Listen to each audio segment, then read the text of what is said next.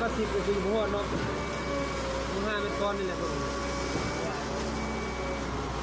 วรถห้าเป็นก้อนกับรถหกล้อเนาะ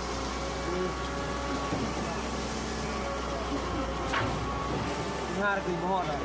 นั่นผิดเลย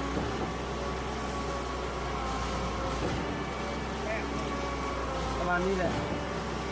เจ็ดหรือแปดเป็นก้อนแหละ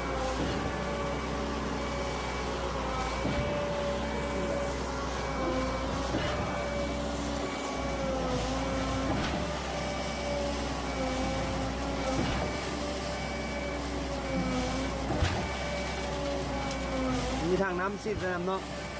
น้ำซีดอยู่ตลอดเลยเถิงเลยนะทางน้ำอยู่รุ่มมันเราซีด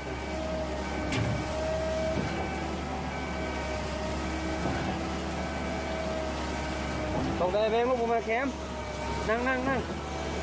เขาพอนั่งไปให้เบิ้งได้เอาลงไปรุ่มได้นั่งเบิ้ง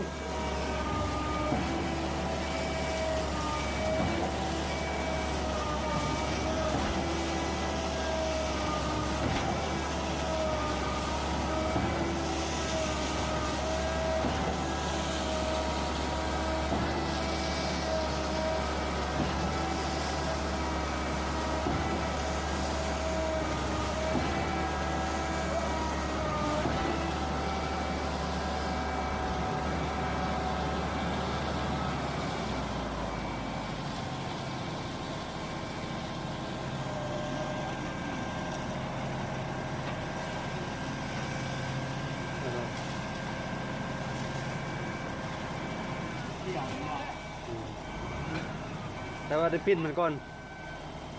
ปิ้นปูนก็ได้เนาะถ้ามันแตกอะไรจะปิ้นตื้อปิ้นอะไรอย่างเงี้ยเราลง